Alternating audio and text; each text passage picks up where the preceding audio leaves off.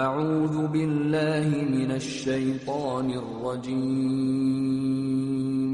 بسم اللہ الرحمن الرحیم وَلْتَكُن مِّنكُمْ أُمَّةٌ يَدْعُونَ إِلَى الْخَيْرِ وَيَأْمُرُونَ بِالْمَعْرُوفِ وَيَنْهَوْنَ عَنِ الْمُنكَرِ وَأُولَئِكَ هُمُ الْمُفْلِحُونَ الحمد لله نحمده ونستعينه ونستغفره ونعوذ بالله من شرور أنفسنا ومن سيئات أعمالنا من يهده الله فلا مضل له ومن يضلل فلا هادي له أشهد أن لا إله إلا الله وحده لا شريك له وأشهد أن محمدًا عبده ورسوله أما بعد فإن أصدق الحديث كتاب الله وخير الهدي هدي محمد صلى الله عليه وسلم وشر الأمور محدثاتها وكل محدثة بدعة وكل بدعة ضلالة وكل ضلالة في النار فأعوذ بالله السميع العليم من الشيطان الرجيم من همزه ونفخه ونفثه بسم الله الرحمن الرحيم يا أيها الناس اتقوا ربكم الذي خلقكم من نفس واحدة وخلق منها زوجها وبث منهما رجالا كثيرا ونساء واتقوا الله الذي تساءلون به والأرحام إن الله كان عليكم رقيبا يا أيها الذين آمنوا اتقوا الله حق تقاته ولا تموتن إلا وأنتم مسلمون يا أيها الذين آمنوا اتقوا الله وقولوا قولا سديدا يصلح لكم أعمالكم ويغفر لكم ذنوبكم ومن يطع الله ورسوله فقد فاز فوزا عظيما قال الله تبارك وتعالى في كلامه المجيد والفرقان الحميد يا أيها الرسل كلوا من الطيبات واعملوا صالحا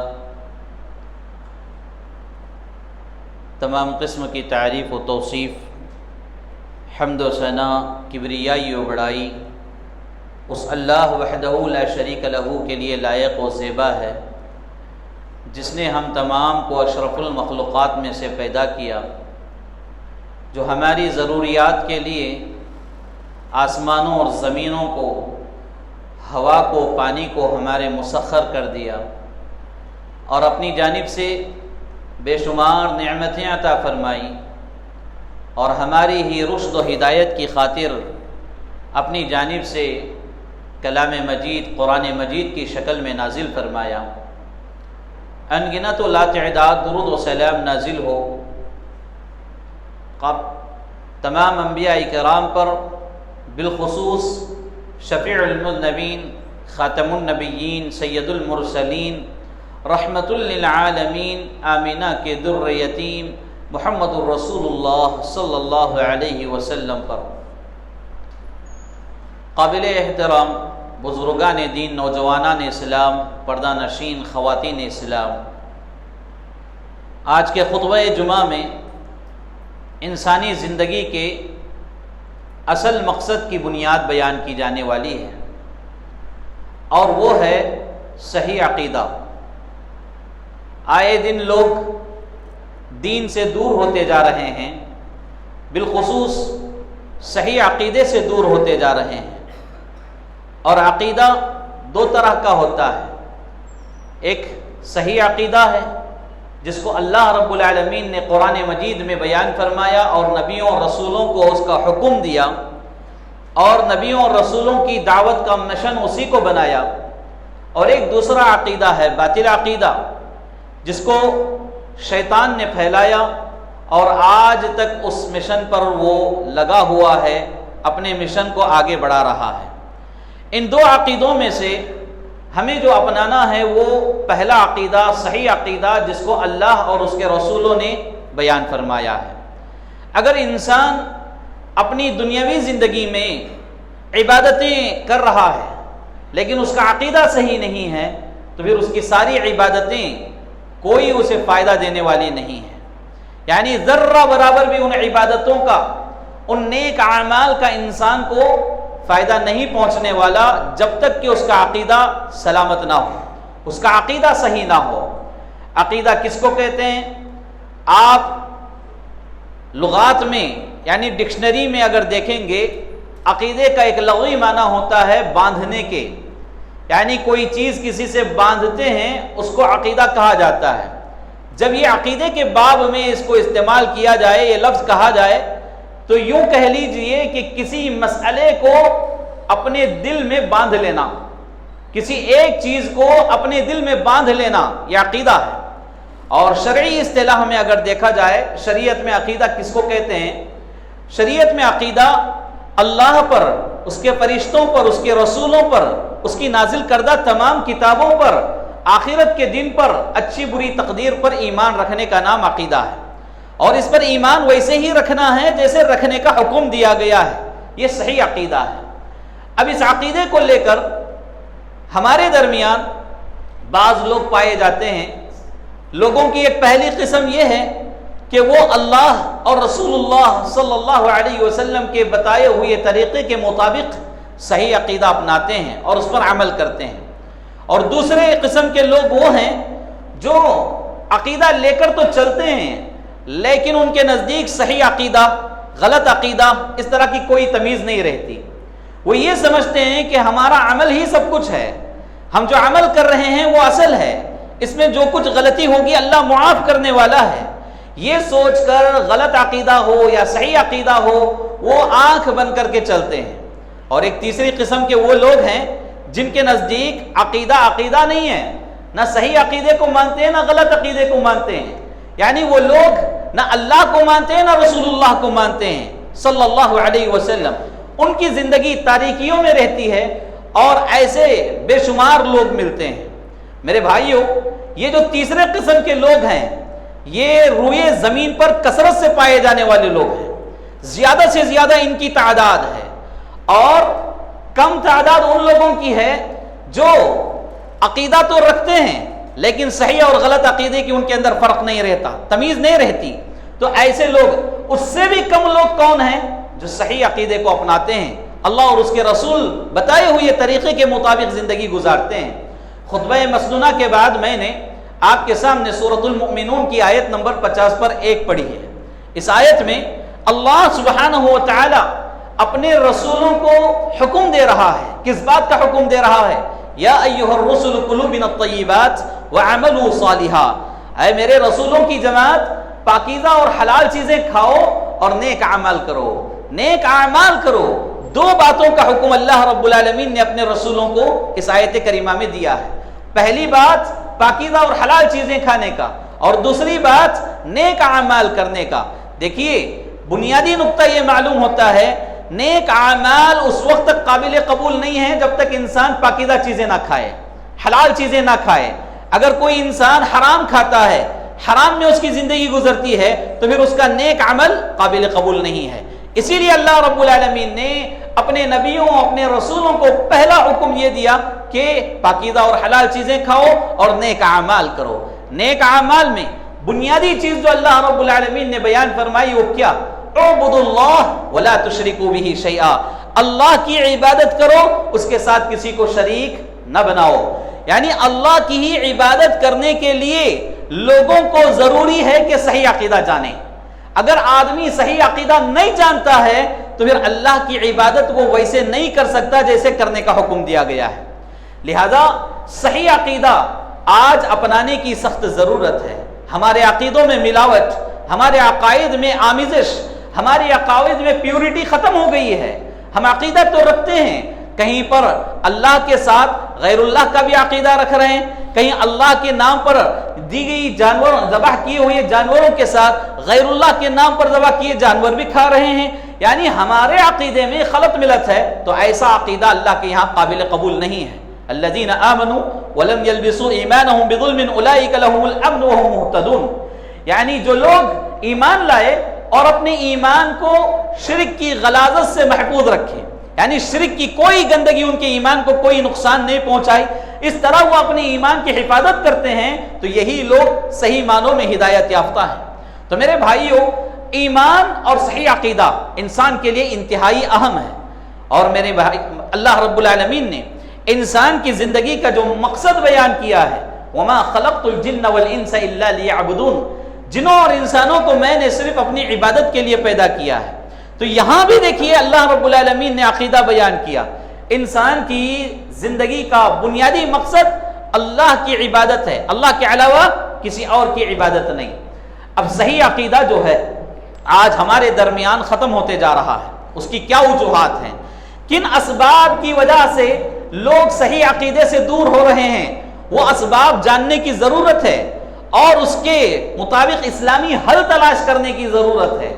سب سے پہلی بات، صحیح عقیدے سے لوگ کیوں غافل ہیں، کیوں دور ہوتے جا رہے ہیں؟ اس کی وجہ جہالت ہے، ناعلمی، یعنی صحیح عقیدے کے بارے میں ناواقفیت کا ہونا۔ صحیح عقیدہ کیا ہے؟ عقیدہ کس کو کہتے ہیں؟ عقیدہ کس کو کہتے ہیں؟ اللہ نے قرآن میں کیا عقیدہ بیان کیا ہے؟ رسولوں نے آ کر اللہ کے اس عقیدے کی دعوت و تبلیغ کیسے کی ہے؟ عقیدے کے بارے میں ہمیں علم حاصل کرنے کی ضرورت ہے۔ ہم لوگ سمجھتے ہیں لا الہ الا اللہ کہہ لیں کافی ہے، لا الہ الا اللہ کہہ لینے سے کافی ہے، نہیں، لا الہ الا اللہ کہنے سے پہلے اس کا معنی، اس کا مطلب، اس کے تقاضوں کو جاننا ضروری ہے۔ لہذا اللہ رب العالمین نے اپنے نبی محمد رسول اللہ صلی اللہ علیہ وسلم کو حکم دیتے ہوئے فرمایا فَعْلَمْ أَنَّهُ لَا إِلَهَ إِلَّا اللَّهُ، کہ محمد صلی اللہ علیہ وسلم آپ اچھی طرح جان لیجئے کہ لا الہ الا اللہ کیا ہے، لا الہ الا اللہ کا معنی و مطلب کیا ہے، لا الہ الا اللہ کا مفہوم کیا ہے، لا الہ الا اللہ کے فوائد و ثمرات کیا ہیں۔ لا الہ الا اللہ سے متعلق ایک خطبہ جمعہ ہمارا پیچھے گزر چکا ہے تفصیل کے ساتھ، لہذا اس کی تفصیل میں جانا نہیں چاہتا۔ تو یہاں پر بنیادی بات یہ ہے، لوگوں کے، بچوں کے، عورتوں کے صحیح عقیدے سے دور ہونے کا سب سے بڑا اور بنیادی سبب یہ ہے کہ جہالت، لوگ جہالت میں ڈوبے ہوئے ہیں۔ ایک طبقہ ایسا ہے جو دینی تعلیم کو چھوڑ کر دنیاوی تعلیم کو ترجیح دیتا ہے، دنیاوی تعلیم میں بڑی بڑی ڈگریاں حاصل کر رہا ہے، لیکن اس کے پاس دینی تعلیم نہیں ہے۔ ایسا انسان بھی اسی زمرے میں داخل ہے، وہ ایجوکیٹڈ ہونے کے باوجود دین کے معاملے میں ان ایجوکیٹڈ ہے، دین کے معاملے میں وہ جاہل ہے، دین کے معاملے میں وہ ان پڑھ ہے، لہذا اس کو دنیاوی تعلیم کے ساتھ ساتھ دین کی بنیادوں کو جاننا ضروری ہے، توحید کو جاننا ضروری ہے، عقیدہ جو صحیح عقیدہ ہے، منہج سلف کس کو کہتے ہیں، اور صحیح عقیدے کو اپنانے میں سلف صالحین کا طریقہ کیا رہا ہے، اس کو جاننا اور پہچاننا ضروری ہے۔ میرے بھائیو، یہ بنیادی چیز ہے جہالت۔ اور دوسرا سبب کیا ہے؟ دوسرا سبب صحیح عقیدے سے لوگ دور ہونے کا جو ہے وہ آبا و اجداد کی تقلید، باپ داداؤں کی تقلید۔ ہمارے باپ دادا جو کیا کرتے تھے ہم بھی وہی کریں گے، گرچہ کہ ان کے پاس حق بات بیان کی جائے۔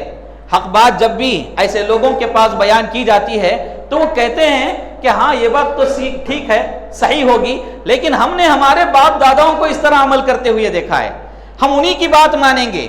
اگر وہ جہنم میں جا رہے ہیں تو ہم بھی جہنم میں جائیں گے، وہ جنت میں جا رہے ہیں تو ہم بھی جنت میں جائیں گے۔ اس طرح لوگ عصبیت میں، ہٹ دھرمی میں، مارے غرور کے، تکبر کے اس طرح کے الفاظ کہتے ہیں۔ جو دعوت دینے والا آدمی ہے، جو صحیح عقیدہ پیش کرنے والا آدمی ہے، جو صحیح عقیدے کی دعوت دینے والی جماعت ہے، اس جماعت سے عصبیت رکھتے ہوئے، دشمنی رکھتے ہوئے لوگ یہاں تک کہے جاتے ہیں کہ ہم اپنے باپ دادا کی بات کو نہیں چھوڑیں گے، انہی کی بات، انہی کی اتباع کریں گے، انہی کی بات پر عمل کریں گے۔ اللہ رب العالمین نے سورہ بقرہ میں آیت نمبر 170 میں اللہ تبارک و تعالی اسی بات کی طرف نقشہ کھینچا ہے۔ وَإِذَا قِيلَ لَهُمُ اتَّبِعُوا مَا أَنزَلَ اللَّهُ قَالُوا بَلْ نَتَّبِعُ مَا أَلْفَيْنَا عَلَيْهِ آبَاءَنَا أَوَلَوْ كَانَ آبَاؤُهُمْ لَا يَعْقِلُونَ شَيْئًا وَلَا يَهْتَدُونَ، کہ اللہ رب العالمین فرما رہا ہے جب ان لوگوں سے کہا جائے کہ اللہ کی جانب سے جو کتاب نازل ہوئی ہے اس کی تابعداری کرو، تو یہ لوگ کہتے ہیں کہ نہیں ہم تو اپنے باپ دادا کی اتباع کریں گے، ہم اپنے باپ دادا کی تابعداری کریں گے، باپ دادا کی مانیں گے۔ اللہ رب العالمین کہہ رہا ہے کہ ٹھیک ہے، باپ دادا کی مانو گے تو ٹھیک ہے، مانیے تب وہ ہدایت یافتہ ہوں۔ اگر آپ کے باپ دادا ہدایت پر ہیں اور قرآن کے مطابق باتیں بتاتے ہیں، احادیث صحیحہ کے مطابق باتیں بتاتے ہیں، تو اس میں کوئی شک نہیں ہے کہ باپ دادا کی اتباع کی جائے گی۔ لیکن باپ دادا اگر کافر ہیں، باپ دادا بھٹکے ہوئے ہیں، وہ خود گمراہ ہیں، تو ان کی بات کیسے مانیں گے؟ اللہ رب العالمین نے اس آیت کو بیان فرمایا ہے، اور یہاں پر اہل علم نے یہ بات بیان کی کہ ایک عقل مند انسان کی یہ پہچان ہوتی ہے، کبھی وہ آنکھ بند کر کے اس طرح کی بات نہیں کہتا، آنکھ بند کر کے اس طرح کی بات نہیں کہتا۔ عقل مند انسان ہمیشہ دلائل کی بنیاد پر اپنے دین کو سلامت رکھتا ہے۔ باپ دادا نے جو کیا وہ کریں گے، تو باپ دادا نے زنا کیا ہے تو آپ زنا کریں گے، باپ داداؤں نے اگر جھوٹ بولا ہے تو آپ جھوٹ بولیں گے، باپ داداؤں نے حرام کھایا ہے تو کیا حرام آپ کے لیے جائز ہو جائے گا، حلال ہو جائے گا؟ نہیں میرے بھائیوں، باپ دادا دین میں دلیل نہیں ہے۔ ہو سکتا ہے ان سے ناعلمی میں غلطیاں ہوئی ہوں، نادانی میں غلطیاں ہوئی ہوں، لہذا ہمیں دین کہاں سے حاصل کرنا ہے، صحیح عقیدہ کہاں سے حاصل کرنا ہے؟ قرآن مجید سے اور احادیث صحیحہ سے۔ یہ دوسری وجہ ہے جس سے اکثر لوگ صحیح عقیدے سے دور ہوتے جا رہے ہیں، باپ دادا کی روش پر زندگی گزارتے ہیں۔ اور ایک تیسری چیز جو کہ انتہائی اہم ہے، وہ یہ کہ اولیاء جو ہوتے ہیں، اولیاء جو صالحین، ان کے شان میں غلو کرنا، ان کے مقام کو بڑھا دینا۔ دیکھیے یہ بات میں بڑی ذمہ داری کے ساتھ کہنا چاہتا ہوں، آج حق کی دعوت دینے والی یہ جماعت اہل حدیث اسی لیے بدنام ہے کہ وہ اولیاء اکرام کا حق انصاف کے ساتھ دیتی ہے، صالحین کا جو مقام و مرتبہ ہے ان کو انصاف کے ساتھ پیش کرتی ہے۔ لوگ یہ نہیں چاہتے، انصاف کے ساتھ پیش کرنا نہیں چاہتے، لوگ یہ چاہتے ہیں کہ ان کی شان میں غلو کیا جائے، ان کے مقام و مرتبے کو بڑھا دیا جائے۔ آج کیا کچھ نہیں ہو رہا ہے، اولیاء کے نام پر لوگ کتنی دکانیں کھولے بیٹھے ہیں، اولیاء کے شان میں غلو کرتے جا رہے ہیں۔ اللہ کے نبی صلی اللہ علیہ وسلم نے فرمایا بنی اسرائیل کے ہلاک ہونے کا ایک سبب یہ کہ وہ اپنے انبیاء کی شان میں غلو کیا کرتے تھے، اور قرآن مجید میں یہ حکم دیا گیا لا تغلو فی دینکم، دین میں غلو سے کام نہ لیا کرو، یعنی زیادتی سے کام لیا نہ کرو، جس کا جو مقام ہے وہ مقام اسے دے دیا کرو، بس وہی انصاف ہے۔ کسی کو اس کے مقام سے بڑھا کر مقام دے دینا، کسی کو اس کے مقام سے گھٹا کر مقام دے دینا، دونوں بھی ناانصافی ہیں۔ اور میں یہاں بڑی ذمہ داری کے ساتھ یہ بات بتانا چاہتا ہوں، اگر اولیاء کی، سلف صالحین کی صحیح عزت و تکریم کرنے والی، ان کے درمیان انصاف کرنے والی کوئی جماعت ہے تو وہ جماعت اہل حدیث ہے۔ ان کا جو مقام و مرتبہ ہے وہ مقام و مرتبہ ان کو دیتی ہے، ان کے شان میں نہ گستاخی کرتی ہے، ان کے شان میں نہ غلو کرتی ہے۔ میرے بھائیوں، کسی کے شان میں غلو کرنا بھی وہ گستاخی ہی ہے۔ آپ کے سامنے پانی پیش کیا جائے اور وہ پانی پینے سے پہلے آپ کو کہا جائے یہ پانی زمزم کا پانی ہے، جبکہ وہ پانی عام پانی ہے، عام پانی کو اٹھا کر آپ نے زمزم کا پانی بنا دیا، پینے والے کے لیے آسانی کر دی، لیکن پانی کے حق میں کیا کیا ہے؟ ناانصافی تو ہوئی۔ عام پانی کو زمزم کا مقام دینا کہ یہ انصاف ہے اور یہ دین ہے؟ نہیں ہے۔ ایسا ہی ولیوں کو، صالحین کو اٹھا کر نبیوں کا مقام دے دینا، اور نبیوں کو اٹھا کر اللہ کا مقام دے دینا، صحابہ کو اٹھا کر رسولوں کا مقام دے دینا، یہ دین نہیں ہے اور نہ ہی صحیح عقیدہ ہے۔ صحیح عقیدہ یہ ہے کہ اللہ کو اللہ کا مقام دیا جائے، اللہ سے ویسا ہی ڈرا جائے جیسے ڈرنے کا حق بتایا گیا ہے، اور رسولوں کو وہ مقام دیا جائے اللہ نے جو مقام انہیں عطا کیا ہے، نبیوں کو جو مقام دیا گیا وہی مقام ان کو رکھنا چاہیے، وہاں سے اٹھا کر اللہ کا مقام نہیں دینا چاہیے۔ اور اسی طرح صحابہ کا، ولیوں کا، صالحین کا جو مقام ہے، جو کتاب و سنت میں بیان کیا گیا ہے، وہی مقام ان کا ہونا چاہیے۔ ہم کسی ولی کی شان میں گستاخی ہرگز نہیں کرتے، اور ولیوں کی تعظیم و تکریم ہمارے ایمان کا حصہ ہے۔ یہ عقیدہ اہل سنت والجماعت ہے، ہمارا عقیدہ ہے کہ کسی ولی کی شان میں ہم گستاخی نہیں کرتے۔ ولی کون ہوتا ہے؟ یہ اللہ کا دوست ہوتا ہے۔ پھر اللہ کے دوست سے ہم کیسی دشمنی کر سکتے ہیں؟ کیا کوئی اللہ کے دوست سے دشمنی کر کے نجات پا سکتا ہے؟ نہیں پا سکتا۔ لیکن میرے بھائیوں، ہمارا درد دل یہ ہے کہ ان کی شان میں گستاخی نہ کی جائے، ان کی شان میں غلو سے کام نہ لیا جائے، ان کا مقام و مرتبہ جو ہے انصاف کے ساتھ وہ دیا جائے، اس میں اضافہ کر کے اس میں گھٹا کر دینا یہ ہمارے بس کی بات نہیں ہے۔ لہذا صحیح عقیدے سے لوگ دور ہونے کی ایک تیسری وجہ، تیسرا سبب یہی ہے کہ اولیاء کی شان میں غلو کر دیتے ہیں۔ کتنے ولیوں کو لوگ آج اللہ کا مقام دے دیے ہیں۔ بعض خطبہ جو جاہل قسم کے ہوتے ہیں اپنے تقریروں میں، اپنے وعظ و نصیحت میں لوگوں کے سامنے اپنی تعریف، اپنا لوہا منوانے کے لیے اس طرح کے بے بنیاد من گھڑت قصے بیان کرتے ہیں، موضوع بے دلیل باتیں بیان کرتے ہیں، ایسے واقعات جن کا نہ سر ہوتا ہے نہ کوئی پیر ہوتا ہے، ایسے واقعات بیان کرتے ہیں۔ قبر میں جب فرشتے آ کر سوال و جواب کریں گے تو ہم کہیں گے ہم کے غوث کے مرید ہیں، غوث کے مرید ہیں، غوث کے مرید ہیں، تب کہیں گے فرشتے ہم سے دور بھاگ جائیں گے۔ نعوذ باللہ، غوث کا جو مقام آپ بیان کر رہے ہیں جھوٹے قصوں کی وجہ سے، وہ اللہ رب العالمین کا مقام غوث کو دیا جا رہا ہے، تو یہ صحیح عقیدہ نہیں ہے۔ اور ایسے ہی لوگوں کے بارے میں اللہ رب العالمین نے فرمایا سورہ یوسف میں وَمَا يُؤْمِنُ أَكْثَرُهُم بِاللَّهِ إِلَّا وَهُم مُشْرِكُونَ، کہ اکثر لوگ ایمان لانے کے باوجود مشرک ہوتے ہیں، اکثر لوگ ایمان تسلیم کرنے کے باوجود شرک پر ہوتے ہیں۔ کون لوگ ہیں؟ یہی لوگ ہیں جو اس طرح کی جھوٹے قصے کہانیاں بول کر اپنی دکانیں چمکاتے ہیں، اپنی دستار، اپنی بگڑیاں وغیرہ چمکاتے ہیں، اور نادان لوگوں کو بے راہ روی کی طرف لے جاتے ہیں، ان کو گمراہ کرتے رہتے ہیں۔ اللہ کے یہاں بہت بڑا سوال ہونے والا ہے اور اس کا جواب آپ کو دینا پڑے گا۔ لہذا صحیح عقیدے سے متعلق وہ مقام، وہ مرتبہ جو اولیاء کا ہے، وہ مقام و مرتبہ دینا چاہیے، اس میں غلو سے بھی کام نہیں لینا ہے اور ان کی شان میں گستاخی بھی نہیں کرنا ہے۔ ایک اور اہم سبب جس کی وجہ سے آج لوگ صحیح عقیدے سے دور ہوتے جا رہے ہیں وہ ہے اللہ کی بنائی ہوئی چیزوں میں غور و فکر نہ کرنا۔ یہ آسمان ہے، اس میں ہم غور کرنا چاہیے کہ اللہ تعالیٰ نے اس آسمان کو کیسے بنایا۔ سبحان اللہ، ایک بھی ستون، ایک بھی پلر نظر نہیں آ رہا ہے، بغیر ستونوں کے اللہ نے اس کو کیسے کھڑا کیا ہے۔ ہمیں غور کرنا چاہیے۔ افلا ينظرون الى الابل كيف خلقت، کیا یہ لوگ غور نہیں کرتے کہ اللہ نے اونٹ جیسے جانور کو کیسے پیدا کیا؟ سبحان اللہ، کتنا بڑا ہے، اس کے پیر کیسے ہیں، اس کی گردن کیسی ہے۔ اونٹ جیسے جانور میں بھی غور کرنے کا حکم دیا گیا ہے۔ وَإِلَى السَّمَاءِ كَيْفَ رُفِعَتْ، آسمان کے سلسلے میں کیا یہ غور نہیں کرتے کہ اس کو اللہ تعالیٰ نے کیسے بلند کیا ہے، اس کو کیسے بغیر ستونوں کے کھڑا کیا ہے، اس پر غور نہیں کرتے۔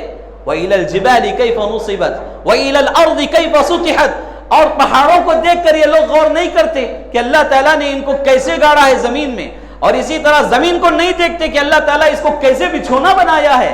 کتنی مثالیں اللہ رب العالمین نے قرآن مجید میں بیان فرمایا۔ کہیں مکڑی کی مثال بیان کی، مکڑی پر غور و فکر کرنے کا حکم دیا گیا کہ یہ مکڑی کیسی جانور ہے، کیسا جانور ہے، اور اس سے جو جال نکلتا ہے وہ جالے کی اہمیت اللہ رب العالمین نے قرآن میں بیان کر کے مثالیں دے رہا ہے۔ اور جو لوگ مکڑی کے اوپر غور و فکر کیے بغیر، صحیح عقیدہ اپنائے بغیر ایسے اعمال کرتے ہیں جو نیک ہیں، تو ان کے اعمال کی کوئی پرواہ نہیں ہے۔ مکڑی کا جالا جو ہوتا ہے کتنا کمزور ہوتا ہے، ایک پھونک سے وہ جالا توڑ دیا جاتا ہے، ایک پھونک سے مکڑی کا گھر توڑ دیا جا سکتا ہے۔ ایسے ہی ان اعمال کی اہمیت ہوگی جو اعمال صحیح عقیدے کے بنا پر کیے جائیں گے، یعنی صحیح عقیدہ رکھے بغیر جو اعمال کیے جائیں گے ان کی اہمیت اس مکڑی کے جال سے بھی گئی گزری ہے۔ اتنے کمزور وہ اعمال بتائے گئے ہیں۔ کہیں پر اللہ تعالیٰ نے چونٹیوں کا ذکر فرمایا، قرآن مجید میں سورۃ النمل چونٹی کے نام سے سورت بیان فرمائی، کہیں اللہ نے مچھر کی مثال دی، کہیں اللہ نے مکھی کا ذکر فرمایا، چھوٹے چھوٹے جانوروں کو بیان کیا۔ کیوں؟ اس لیے کہ انسان اس میں غور و فکر کرے، انسان اس میں غور و تدبر کرے۔ جب انسان ان چیزوں میں غور و فکر کرتا ہے، نمبر ایک اس کا عقیدہ درست ہوتا ہے، نمبر دو اس کے ایمان میں اضافہ ہوتا ہے، نمبر تین اللہ کی ناشکری نہیں کرتا ہے، نمبر چار اللہ کا عابد و زاہد بن کر زندگی گزارتا ہے، نمبر پانچ اپنی فکر کرتا ہے، آخرت کی فکر کرتا ہے۔ اس طرح میں گناتے جاؤں تو اور بھی فائدے نکلتے ہیں، صرف اس بنیاد پر کہ اللہ کی تخلیق میں، اللہ کی بنائی ہوئی چیزوں میں غور و فکر کرنے کی ضرورت ہے۔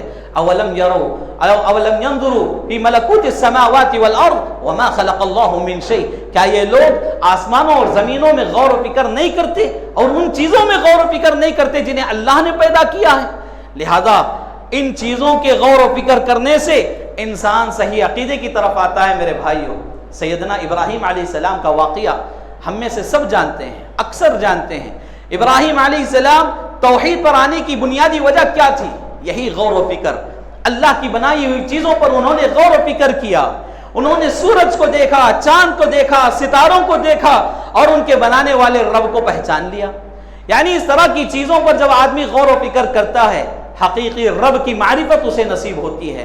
لہذا ایک چوتھا سبب جو کہ انتہائی اہم ہے وہ یہ کہ صحیح عقیدے سے دور ہونے کا جو سبب ہے وہ یہ کہ اللہ کی بنائی ہوئی چیزوں پر غور و فکر نہ کرنا۔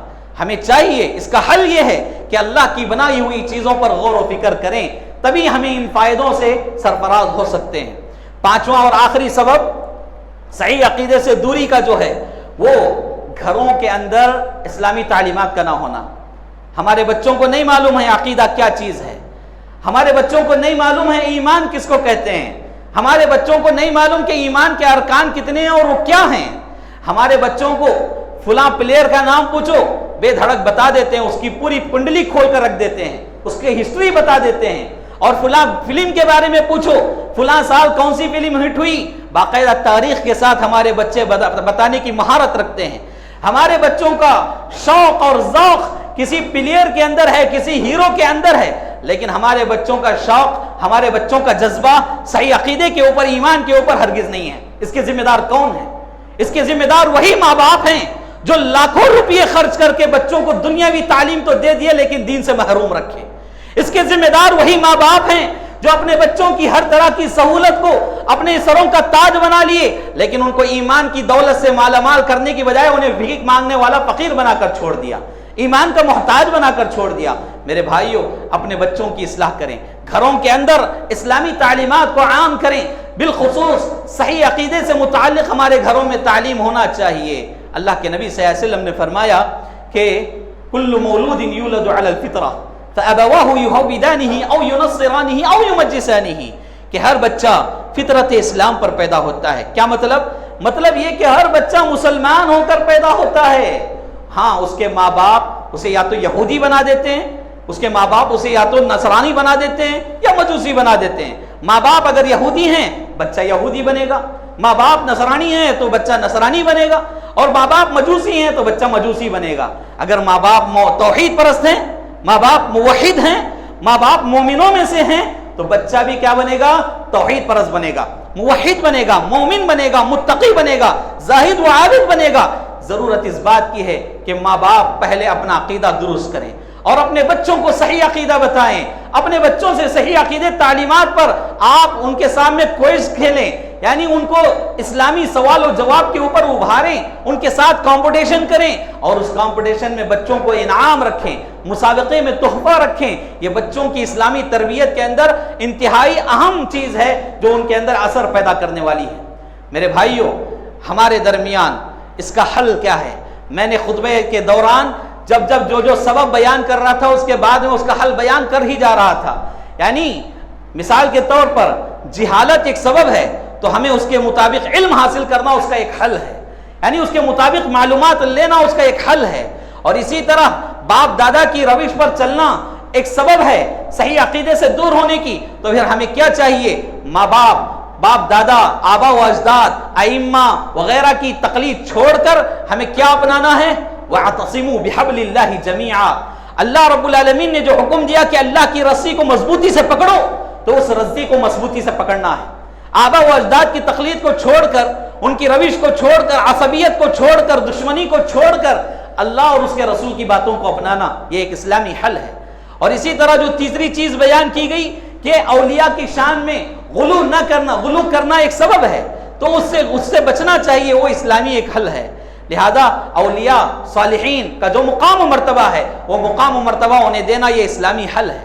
اور ایک چوتھا سبب بیان کیا گیا کہ اللہ کی تخلیقات میں غور و فکر کرنا، یہ انتہائی اہم ہے۔ جب ہم تخلیقات میں غور و فکر نہیں کرتے ہیں تو صحیح عقیدے سے دور ہو جاتے ہیں۔ لہذا اس کا حل کیا ہے؟ غور و فکر کرنا چاہیے، اللہ رب العالمین کی بنائی ہوئی چیزوں میں غور و تدبر کرنا چاہیے۔ اور پانچویں چیز کا حل ابھی آپ کے سامنے بیان کیا گیا کہ گھروں کا ماحول اسلامی ماحول بنایا جائے۔ میرے بھائیوں، ہم اسلامی ماحول بنانے کے لیے کیا کچھ کر سکتے ہیں؟ جیسے ہمارے بچے ابھی پرائمری میں پڑھ رہے ہوں یا پھر کسی اور جماعت میں پڑھ رہے ہوں یا کسی اور ہائر ایجوکیشن میں کیوں نہ ہوں، ان کے لیے آپ ایک کتاب مختص کر لیں، ان کے لیے کتاب آپ مختص کر لیں جو عقیدے کے باب میں ہو، صحیح عقیدہ جس میں بیان کیا گیا ہے، عقیدہ اہل سنت والجماعت جس میں بیان کیا گیا ہے، ایسی کتاب ان کی دنیاوی تعلیمات کی اس بیگ میں آپ رکھ دو، چاہے وہ رومن انگلش میں ہو یا عام انگلش میں ہو یا اردو زبان میں ہو، آپ رکھو، پھر ان سے یہ بات بتا سکتے ہیں کہ آپ کو ریڈنگ کرنا ہے، انگلش ایسے ہی نہیں آتا، بچوں کو باقاعدہ رائٹنگ سیکھنے پر لکھنا آتا ہے، ریڈنگ سیکھنے پر پڑھنا آتا ہے، تو جو ریڈنگ کی بات ہے، آپ عقیدے کی ایک ایسی کتاب انگریزی میں بچوں کو تھما دو، آپ اس میں ریڈنگ آپ اصلاح کریں گے، بچے کیوں نہیں کریں گے؟ ایک تو بچوں کی ریڈنگ سے ہی ہوگی اور دوسرا بچوں کو صحیح عقیدہ ملے گا۔ اس طرح کی چیزیں ہم اپنے بچوں کے لیے اپنا سکتے ہیں، تحفہ تحائف دے رہے ہیں، انعام دے رہے ہیں، ایسی چیز دیں جو وہ اسلامی چیز ہو، حلال چیز ہو، اور اس کے ذریعے آپ بچوں کو ایک اچھا میسج دے سکتے ہوں، ایسی چیزوں کا انتخاب کرنا چاہیے۔ بہرکیف صحیح عقیدہ انسان کی زندگی میں انتہائی اہم ہے۔ اللہ رب العالمین نے نبی صلی اللہ علیہ وسلم کو اور ایک دوسرے مقام پر کئی نبیوں کو یہ بات بیان فرمائی کہ آپ کا عقیدہ صحیح ہے تو آپ کے اعمال قابل قبول ہیں، اگر آپ کا عقیدہ صحیح نہیں ہے تو آپ کے پورے اعمال برباد کر دیے جائیں گے۔ اللہ اکبر! نبیوں کے لیے اللہ نے یہ بات بیان کی تو میری اور آپ کی کیا مجال ہے، میری اور آپ کی کیا حیثیت ہے؟ لہٰذا نمازی کو چاہیے کہ نماز کا پابند ہونے سے پہلے عقیدے کی اصلاح کر لے، روزے دار کو چاہیے کہ روزہ رکھنے سے پہلے عقیدے کی اصلاح کر لے، زکوٰۃ دینے والے کو چاہیے کہ زکوٰۃ دینے سے پہلے اپنے عقیدے کی فکر کر لے، اور اسی طرح حج کرنے والے حاجی کے لیے ضروری ہے کہ حج سے پہلے اپنا عقیدہ سدھار لے، تبھی جا کر اس کے اعمال قابل قبول ہوں گے، ورنہ چاہے عبادت بدنی ہو، چاہے عبادت مالی ہو، چاہے عبادت بدنی یا مالی دونوں ملائی ہوئی ہوں، یا چاہے عبادت قلبی ہو، کوئی عبادت قابل قبول نہیں ہے۔ لہذا صحیح عقیدہ اپنانے کی کوشش کریں۔ اللہ رب العالمین سے دعا ہے اللہ تعالی ہمیں ان باتوں پر عمل کی توفیق عطا فرمائے، اللہ ہمارے عقائد کی اصلاح فرمائے، باطل نظریات سے، باطل افکار و خیالات سے اللہ ہماری اولادوں کی، ہمارے نسلوں کی حفاظت فرمائے۔ اللہ رب العالمین ہم میں جو بیمار ہیں ہر قسم کی چھوٹی بڑی بیماری سے مکمل شفا یابی عطا فرمائے، اللہ صحت و عافیت عطا فرمائے، اللہ جو قرضوں میں مصیبتوں میں گھیرے ہوئے ہیں اللہ ان سے نجات عطا فرمائے، اللہ جو بے اولاد ہیں انہیں نیک و صالح صحیح سالم تندرست اولاد عطا فرما، اور جو اولاد ہیں صاحب اولاد ہیں اللہ ان کی اولاد کو ان کی آنکھوں کا ٹھنڈک بنا، مطیع و فرما بردار بنا، اور ان والدین کے حق میں صدقہ جاریہ بنا، اللہ والدین کو اولاد کے حق میں انصاف کرنے والا بنا۔ اللہ رب العالمین حرمین شریفین کی حفاظت فرمائے، اللہ تبارک و تعالی توحید کے زمینوں کی حفاظت فرما، اہل توحید کی حفاظت فرما، جہاں کہیں لوگوں پر ظلم و ستم ہو رہا ہے اللہ انہیں ان سے حفاظت فرما، اے اللہ پرسکون اطمینان والی راحت بھری زندگی عطا فرما، اے اللہ ہمارے حق میں خیر و بھلائی کے فیصلے فرما، ہمارے مساجد ہمارے مدارس کی حفاظت فرما، اے اللہ اہل توحید کی حفاظت فرما، اے اللہ اہل توحید کو اس بات کی توفیق دے کہ وہ قرآن اور حدیث کو دنیا میں عام کرنے والے بنے۔ اللہ تعالی ہماری خدمات کو قبول فرمائے، ہمارے دلوں کو ریاکاری سے، غرور، گھمنڈ، تکبر، بری خصلتوں سے اللہ پاک کو صاف فرمائے، اللہ ہمارے دلوں میں پیار و محبت پیدا فرمائے، الفتیں پیدا فرمائے، اللہ تعالی جو کوئی بیمار ہیں سب کو شفا کاملہ عاجلہ عطا فرمائے، اللہ ہمارے بچوں کا مستقبل روشن بنائے، اللہ ہمارے بچوں کو توحید پرست بنائے، دیندار بنائے، نمازی بنائے، متقی بنائے، اللہ صراط مستقیم پر چلنے والا بنائے، اللہ تعالی جب تک دنیا میں رکھے حالت ایمان میں رکھے، جب خاتمہ ہو تو حسن خاتمہ نصیب فرمائے، آمین یا رب العالمین۔ اقول قولی ھذا استغفر اللہ لی ولکم ولسائر المسلمین وما توفیقی الا باللہ۔